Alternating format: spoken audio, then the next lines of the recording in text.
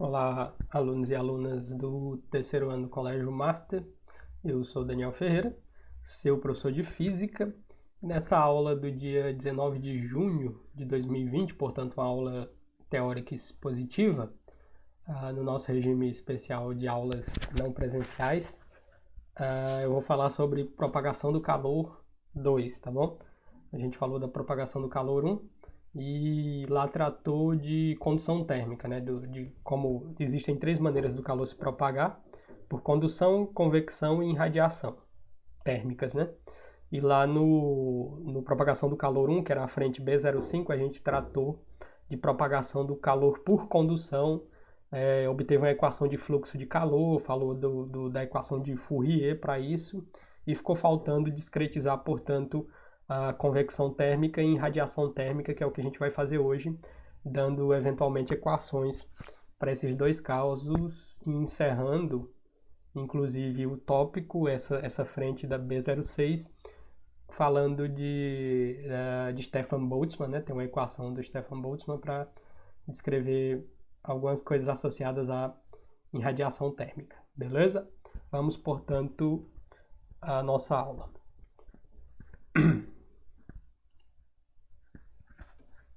Então, propagação do calor 2, lembrando, vamos falar agora de convecção térmica, certo? O que acontece? Ao contrário do que ocorre no processo de condução, que a gente já estudou, a convecção térmica se caracteriza por um arraste de matéria, tá bom? Então, deslocamento de massas, por exemplo, massas de ar. A convecção térmica é muito comum em massas de ar, por exemplo, o ar quente que está mais com a densidade reduzida, já que o volume aumentou pelo aquecimento, ou seja, a distância entre as moléculas, o ar quente sobe e o ar que está mais frio, mais condensado, desce, tá bom? Isso é basicamente a convecção. Então, nesse arraste, a convecção não pode ocorrer, portanto, em sólidos, certo? Pois trata-se de um processo característico de líquidos e dos gases. Fiquem atentos a essa definição para eventuais questões que vocês vão ter que responder. Ocorre que ao aquecermos um líquido que está contido no recipiente, as porções situadas no fundo desse recipiente recebem calor em primeiro lugar, certo? Você põe água numa vasilha, colocou no fogareiro do fogão, colocou fogo. Então vai ser aquecido embaixo primeiro e, em consequência disso, apresenta-se um aumento do volume do qual decorre uma diminuição da massa específica dessa substância que está sendo aquecida. As porções menos densas se deslocam para dar lugar às porções mais densas, certo? Ocorre, portanto, a formação de correntes de partículas aquecidas de baixo para cima. É engraçado que vai aquecendo, ela vai fazendo isso aqui, ó, o fluido. Quem está quente vai subindo, passando para cima, e a massa do líquido que está sendo aquecido, que está frio, portanto com densidade maior, vai descendo e é aquecida, e assim o processo de aquecimento é até um processo bastante eficiente, numa chama. Eu vou até atingir eventualmente o ponto de ebulição e começar a evaporar. Essas correntes são denominadas correntes de convecção, tá bom? Esse fluxo é chamado de... Essas correntes que são geradas num fluido e também em gases é chamada, portanto, de correntes de convecção térmica, tá bom? Elas são favorecidas pela variação da massa específica devido ao aquecimento e levam o calor do fundo do recipiente para todas as partes do líquido, ó, que o líquido que estava embaixo é aquecido e ele vai passando e transferindo calor e fazendo isso, certo? Acontece que a remoção dos gases queimados aqui é um exemplo, na verdade, tá bom? A remoção dos gases, por exemplo, que são queimados, que é efetuada com chaminés, todo mundo já deve ter visto a chaminé, sair uma fumacinha, é também devido às correntes de convecção que são estabelecidas ali. Embora o processo, neste caso favorecido, é favorecido também pela diferença de pressão, está ilustrado aqui nessa figura, certo? Então, o que acontece? Aqui está representado uma chaminé, o ar quente, que é menos denso, sobe, então o ar quente está aqui dentro da chaminé, a coluna de ar frio da chaminé aqui nas paredes, tá bom? Ou pelo lado de fora, se você preferir, chamado de PE. E PI é a massa de ar quente. Aí você vai criando um vácuo aqui, dentro, tá bom? Porque essa massa de ar quente sai e as massas de ar frio entram pela chaminé. Quando há o aquecimento dessa massa de ar, ela sobe sempre criando um vácuo nessa região aí, certo? Tem a ver também com a pressão, esse vácuo de pressão. A pressão interna, PI, é menor do que a pressão externa, tá? Pressão interna e pressão externa aqui. Por isso, o ar fica circulando lá dentro. Esse ar que entra é aquecido, sai e completa-se e faz-se um ciclo. E aí está, portanto, ilustrado as correntes de convecção numa chaminé. Beleza? Vamos para frente. Tem outro processo também que existe associado à convecção, que é a chamada inversão térmica. Então, na natureza, a movimentação do ar formando, por exemplo, ventos e brisas, é explicada em parte pela convecção. Então, a convecção pode explicar por que na beira do mar venta mais, etc., esse tipo de coisa. Então, brisas e ventos podem ser explicados, em parte, por convecção térmica. Tipo, a tão temida inversão térmica, que vai ser ilustrada aqui na figura que está ali na frente, a figura 2, que no inverno acentua a poluição, é causada pela não ocorrência de convecção em dias frios. Então, o dia esfria e não se ocorre a convecção. Então, a massa de ar poluída não sobe e o ar naquela região que você está, por exemplo, fica sempre mantido poluído. Tá bom? Por isso, tão temido. Nos dias normais, a camada de ar poluído que está junto à terra é mais quente, tá bom? Porque o asfalto é aquecido, o solo, etc. E ele é mais quente que as camadas superiores que estão de ar puro. Aí o que acontece? Então, o que acontece? O ar poluído sobe por convecção, porque ele vai estar numa temperatura maior, sendo substituído pelo ar mais frio e puro das camadas superiores, ocorrendo, portanto, a dispersão dos poluentes. Ele não fica concentrado numa região baixa e você não fica respirando aquilo. Ele sobe e se dilui no espaço maior de cima da atmosfera.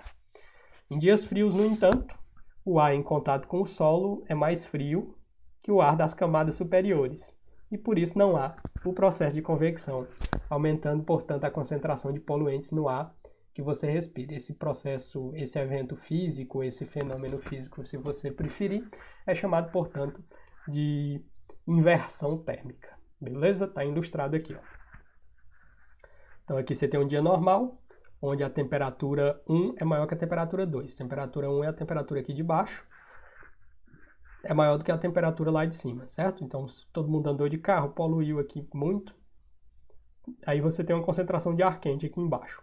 Por convecção, ele sobe, por ser menos denso, e a massa de ar frio desce aqui na atmosfera. Esse passa para cima e o outro passa para baixo, sempre renovando o ar que vai ser respirado.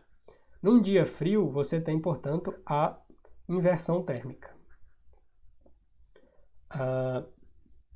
A temperatura de baixo fica menor que a temperatura da parte de cima, e se isso ocorre, o ar que está com a temperatura lá em cima não desce, tá bom? Porque o de baixo está mais denso e ele vai se manter ali. Logo, não há essa troca de ar e os sujeitos têm mais problemas respiratórios em épocas frias, tá bom? Até gripes podem ser, a incidência de gripes ocorre mais em temporadas frias. Também se deve a isso, tá bom? Um dos fatores, não só, mas tem fatores biológicos e são mais complexos, mas isso também contribui para não só gripe, doenças respiratórias em geral. Beleza? Tá aí, portanto, a figurinha ilustrando o que é a inversão térmica. Fica atento a esse conceito. Fiquem atentos, tá bom? E agora a gente fala da irradiação. Então, de novo, recapitulando, a gente está falando de propagação de calor. Então, propagação é como o calor vai de um lugar para o outro. 3 maneiras, mais uma vez. Condução térmica, que acontece em sólidos, mais em sólidos. É muito boa a condução térmica em metais, e a gente estudou isso via fluxo de calor, estudando a equação do Major Fourier, o francês. Tá bom? Então, ocorre, portanto, a condução térmica, que a gente já estudou. Acabamos de ver a convecção térmica, que foi definida aqui, um exemplo da chaminé. Outros exemplos de convecção térmica são balão de ar quente funciona usando a convecção térmica. Você coloca uma massa de ar quente dentro do balão, o balão sobe porque o ar de fora é menos denso e assim vai. O balão de hélio, por exemplo, não é ar quente, mas é um gás menos denso que a atmosfera, por isso o balão de gás hélio sobe no ar. Beleza? Tratemos agora, portanto, da irradiação térmica. O que é isso? Só um minutinho.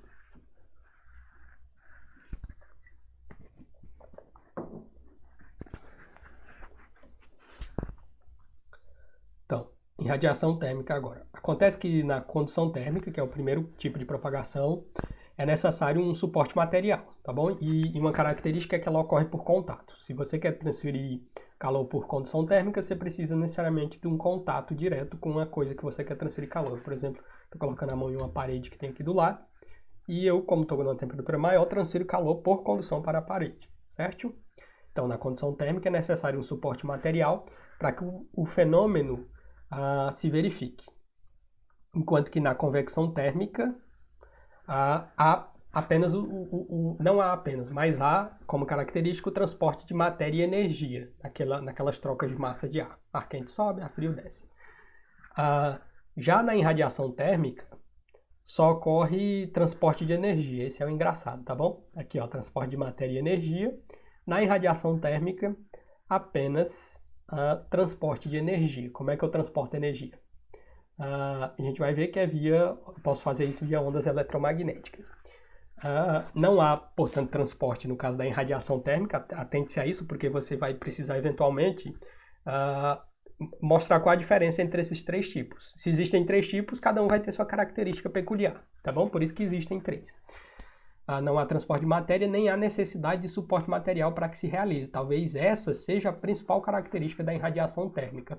O fato dela, por exemplo, poder ocorrer na ausência total de matéria. Onde é que você tem a ausência total de matéria? Por exemplo, numa região de vácuo. Um vácuo ideal, absoluto, sem presença de nenhuma molécula e etc. Tá bom? O seu efeito irradiador se estabelece através das ondas eletromagnéticas, certo? Ondas eletromagnéticas é uma gama muito grande. Existe um espectro que você pode pesquisar na internet chamado de espectro eletromagnético, que traz esse conjunto todo de ondas aí. Então, seu efeito irradiador se estabelece através de ondas eletromagnéticas. A luz é, inclusive, uma onda eletromagnética. São denominadas ondas caloríficas ou calor radiante, onde predominam os raios infravermelhos. Isso aqui os livros trazem, mas não é tão verdade. Acontece que você tem um pico de infravermelho quando o sol está a pino. Aí alguém considerou que calor é infravermelho, mas não só, tá bom? Se você usar, por exemplo, eu tenho uma janela de vidro aqui, a janela de vidro filtra muito bem infravermelho. E ainda assim você consegue perceber calor. Então o calor ele vem com a radiação eletromagnética, não só com o infravermelho, tá bom? Ele pode vir com outras ondas. E isso é dito porque você tem um pico de incidência de infravermelho quando o sol está a pino. Aí associam isso a calor. Mas talvez um equívoco, não é um erro, mas um equívoco aí, tá bom? Acontece que, portanto, se a gente colocar a mão sobre uma lâmpada que está acesa, sem tocar a lâmpada, você vai ter a sensação de calor, certo?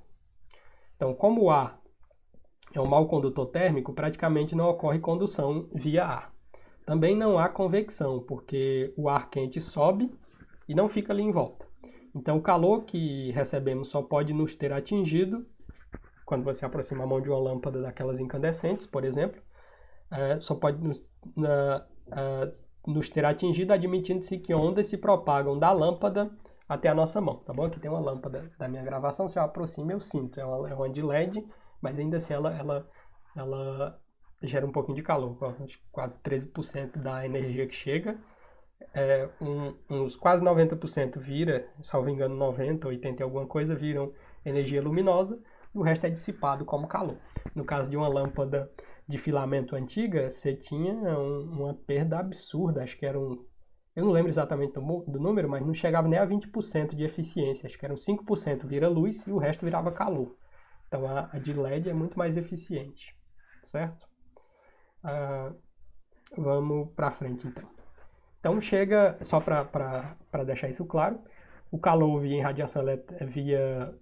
irradiação chega por meio de ondas eletromagnéticas, não precisando de um meio para se propagar, tá bom?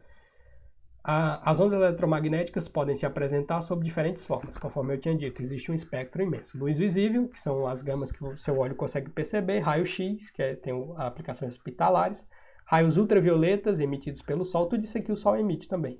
Raios infravermelhos e aí etc. Aqui para frente você tem raio gama e assim vai, beta, alfa e etc. Dessas, as que apresentam efeitos térmicos mais acentuados, todas elas trazem são os infravermelhos, por causa dessa coisa de maior incidência ao meio-dia. Tá bom?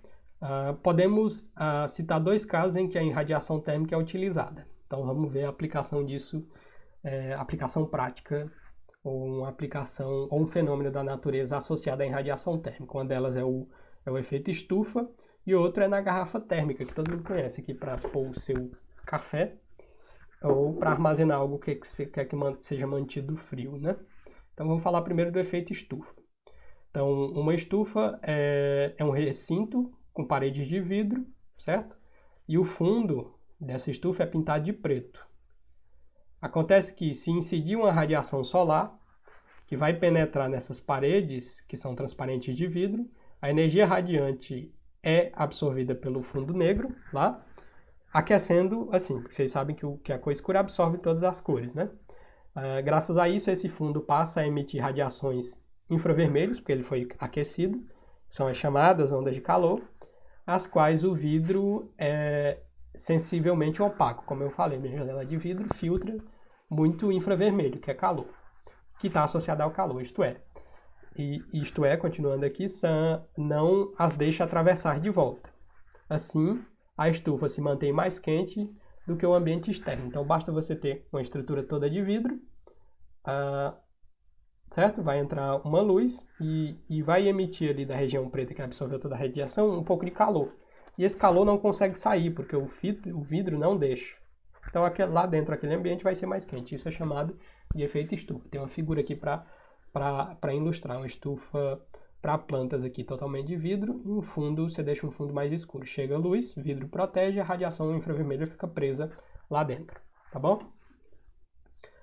O vidro é transparente aos raios infravermelhos do Sol, que chegam do Sol. Então, os do Sol eventualmente conseguem passar. Pelo fato de terem alta frequência, apenas um pouco abaixo do vermelho, eles conseguem atravessar, da cor vermelha, é o infravermelho. No entanto, esses raios são absorvidos pelo fundo negro da estufa e são novamente emitidos para o seu interior, porém com frequência mais baixa. Como diminui a frequência, aí ele fica no espectro eletromagnético do calor, tá bom? Então, se deve também à associação do comprimento de onda. Para atravessar uma barreira, você tem que ter a barreira... uma barreira não muito grande, tem que ser da ordem do comprimento de onda, senão tem difração e etc. Beleza?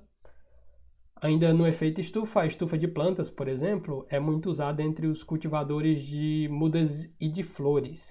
Então, seu telhado é de vidro, acrílico ou plástico transparente. As plantas absorvem energia radiante e emitem, portanto, radiações infravermelhas, tá bom? Aí uma característica para quem não conhecia das estufas. E é um efeito parecido do que acontece no planeta com relação ao seu aquecimento.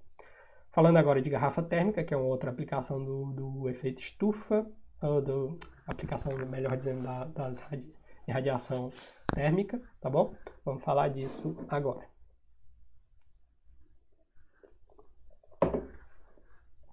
Então, é largamente difundida a utilização de garrafa térmica. Todo mundo tem uma em casa, né? Que seja uma de café. Um dispositivo cuja função é manter um líquido, que está lá no interior, por um longo tempo quente ou frio, tá bom? Você pode pôr uma coisa gelada ou uma coisa quente. Para que isso seja possível, a perda ou ganho de calor pelo líquido para o ambiente externo deve ser minimizado, certo? É isso que você quer, que o líquido ali dentro se mantenha diferente da temperatura externa, qualquer que seja o processo.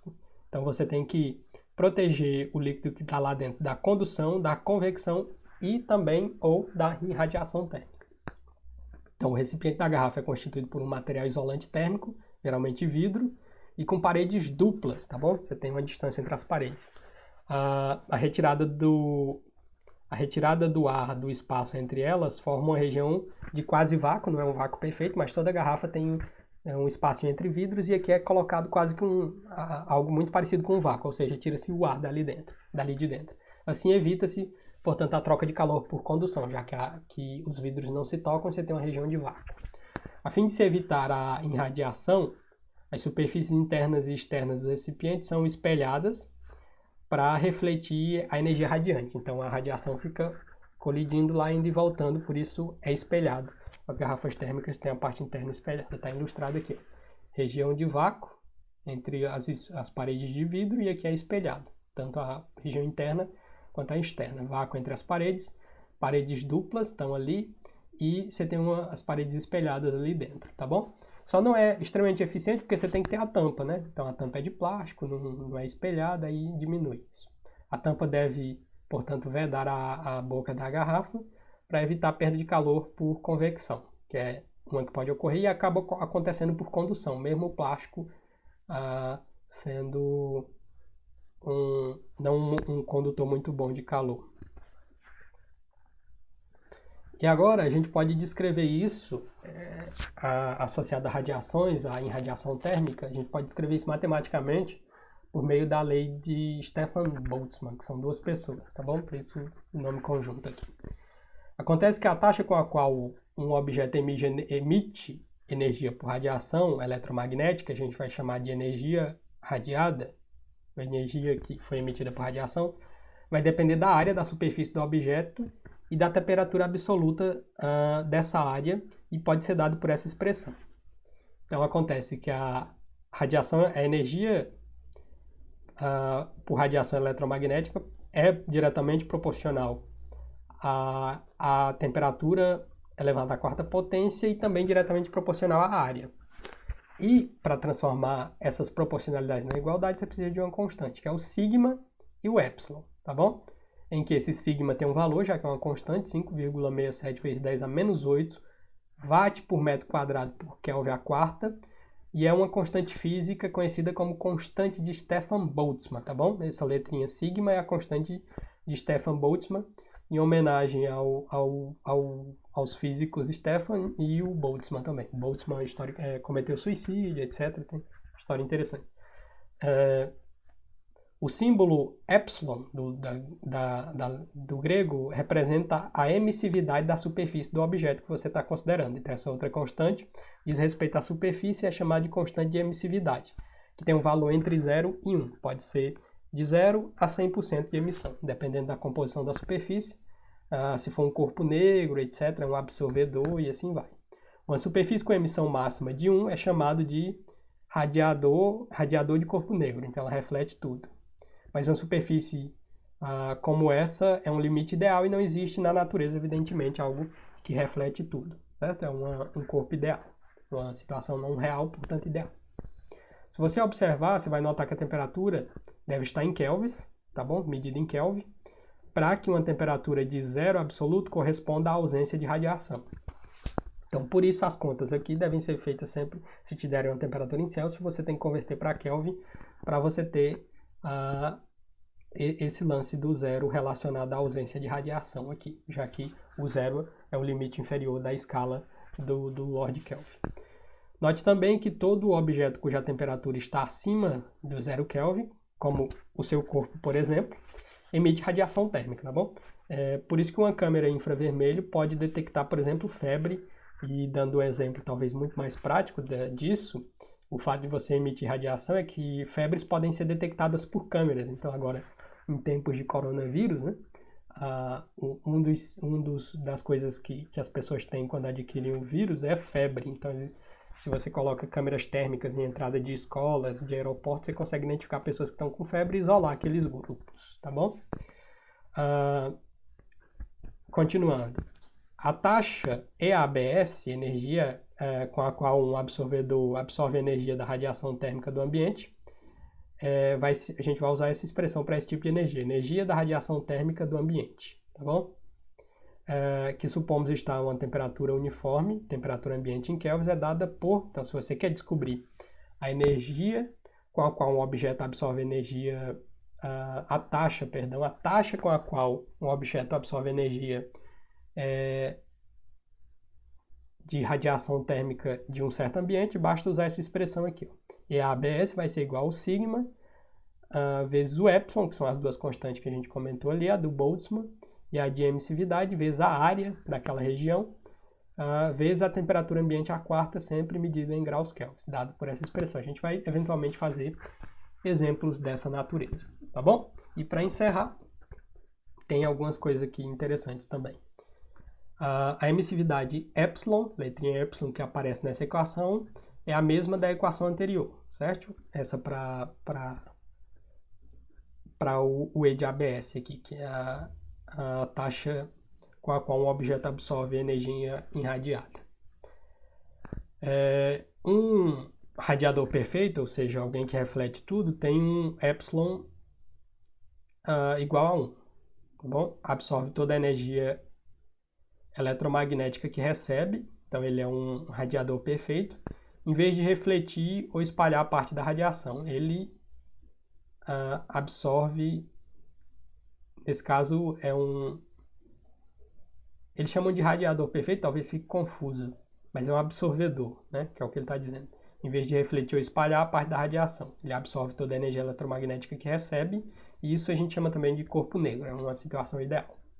Ponto. Como o objeto irradia energia para o ambiente enquanto está absorvendo energia do ambiente, a taxa líquida, aí você tem que agora descobrir a taxa líquida de troca de energia com o ambiente por radiação térmica, que vai ser dado por essa expressão. Então, já a energia, a taxa líquida de energia, pode ser obtida pela diferença entre essa energia associada ao ambiente e a taxa de energia que está sendo irradiada, que são aquelas duas expressões aqui. Essa é a taxa de energia com a qual o objeto emite radiação. Então, aqui é a energia emitida, a área do corpo e a temperatura do corpo que está emitindo. Então, energia irradiada, taxa de energia irradiada e taxa de energia absorvida. Se você fizer a diferença entre essas duas taxas, você vai ter, portanto, a energia líquida. Essas constantes e as áreas serão as mesmas, você põe em evidência, você vai ter apenas uma diferença entre as temperaturas. A temperatura ambiente é a quarta, menos a temperatura do emissor também é a quarta. Essa taxa de energia líquida é positiva se o corpo absorve energia, tá bom? E vai ser negativa se esse corpo em questão perder energia por emissão de radiação. Então, quem vai mandar nisso é o valor justamente dessas temperaturas aqui. Se a temperatura ambiente for menor ou se essa aqui for maior, e assim vai, tá bom? Menor do que essa, você vai ter um valor negativo. Se essa for maior e essa menor, você vai ter um valor positivo para essa energia líquida. A gente vai usar essas equações em exercícios seguintes para ficar mais claro e vocês internalizarem melhor essas questões, tá bom? Fica, portanto, aí a equação de Stefan-Boltzmann. A gente vai fazer problemas relacionados a ela. Chegamos, portanto, ao final da nossa aula do dia 19 de junho de 2020, tá bom? Obrigado pela sua atenção. Bons estudos, fiquem em casa se puderem e até a próxima. Forte abraço a todos.